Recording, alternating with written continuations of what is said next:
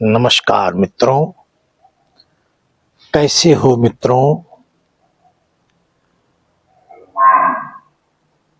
अभी अभी शाखा से वापस आना हुआ।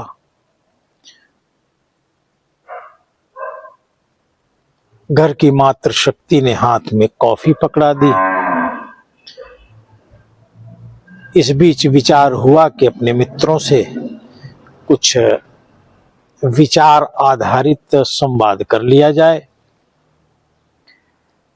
मित्रों, अपने राष्ट्र में इस समय और राजनैतिक उथल पुथल कुछ अधिक मचाई जा रही है, जबकि उन लोगों से यह बात आग्रह पूर्वक अनेक वर्षों पहले ही कह दी गई थी कि निकट भविष्य में भारत राजनीति नहीं करेगा। तो फिर वो क्या करेगा? निकट भविष्य में भारत सिर्फ राष्ट्रनीति करेगा।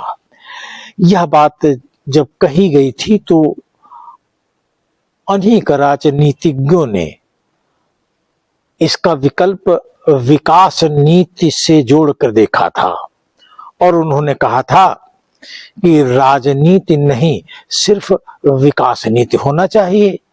राष्ट्र नीति के मार्ग पर चल पाना आज के भारत के लिए संभव नहीं है। ऐसा आज से 2 दशक पहले भारत के राजनीतिज्ञ, राजनीतिक दल और उनके कार्यकर्ता बोला करते थे, पर आज स्थितियां बदल गई हैं।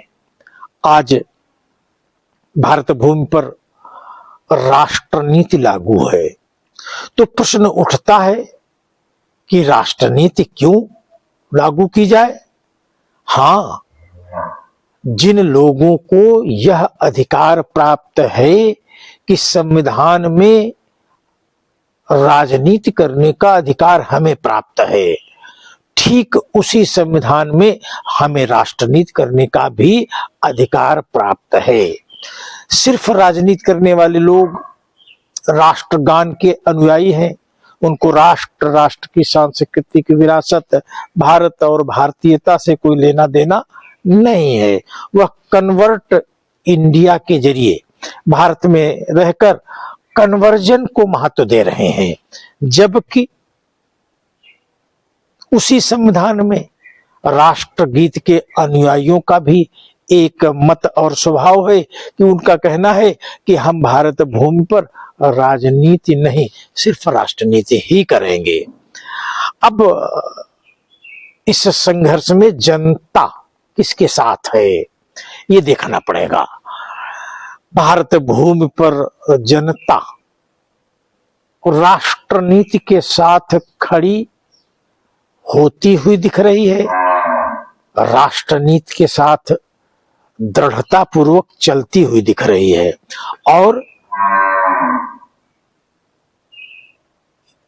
वह भारत को राष्ट्रनीति के मार्ग पर दृढ़ता पूर्वक चलाने के लिए संकल्पबद्ध भी दिख रही है।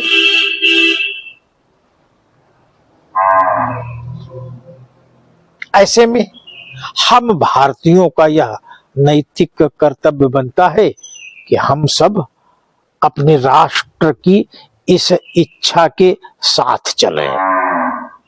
इसके लिए हमें दैनिक योगासन और प्राणायाम करने होंगे। हमें अपने समाज संगठन की गतिविधियों का संज्ञान लेना होगा। हमें राष्ट्र के साथ चलना होगा।